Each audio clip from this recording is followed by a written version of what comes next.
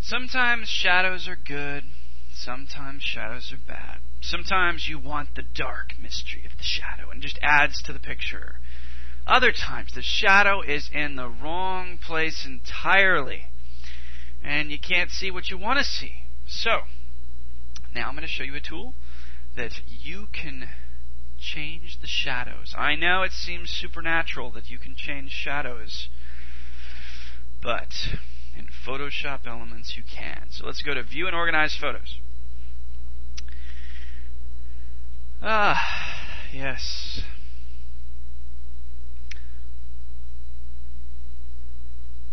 I fear that if I have another cup of coffee, I might just be too jittery. So, I'm holding off for a bit. Yeah, and by the way, having coffee and trying to work tools in Photoshop, sometimes it's difficult because if your hand's all shaky like that, it's no good. So, my advice, not too much coffee when dealing with Photoshop, because when you're trying to draw lines, make adjustments, it just might look too jittery. So, alright. I thought a good picture to adjust the highlights and shadows on would be this one, and I think I showed it to you before. We fixed some red eye on this. So let's select it. It's the girl on the beach. And we're going to go to standard edit mode. But of course, I know I say this in almost every lesson, you don't have to use this photo. If you have a photo with shadows in it, the same things I'm showing you can be used on that photo. So don't feel obliged to pick the picture that I'm picking. So, there she is, and if you notice, she's not too shadowed, but it seems like the background is what you're seeing, and you're not really focusing on the girl. So, what we're going to do is go up to Enhance, and we're going to pick Adjust Lighting down here, and then under our secondary menu, we're going to pick Shadows and Highlights. And this comes up, and it automatically made an adjustment here, if you notice. So, what we can do is lighten the shadows. See, it was dark before, more like that. And we can lighten those shadows by bringing this up. And this is really to taste. And if you start moving it too far, it's going to look too washed out like that. So you might want to bring it down somewhere like that.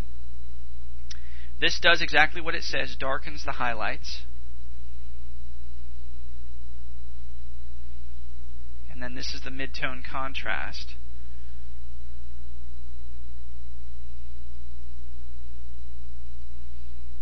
And really, this is to taste, because sometimes you want to add an effect to a picture, and this works really good to do that. Or you can just bring out certain colors, even using this box. The shadows and the highlights, if you notice, as we're adjusting, it's creating more blue here, a reflection of the sky on the boat. So a lot of this is your personal taste.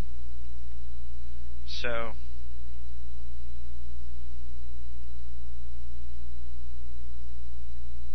to me, that looks pretty good.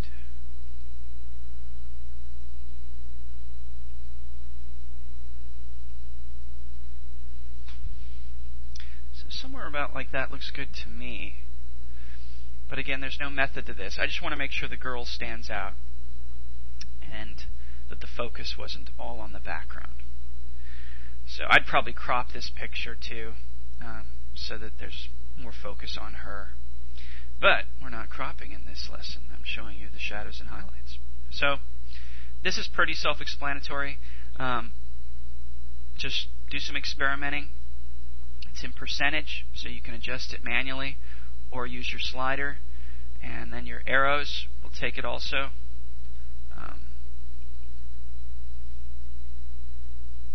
So you can input a manual figure if you want it. And of course, you want it to preview. I don't know of any cases where you're going to want to try to adjust it and then hit OK.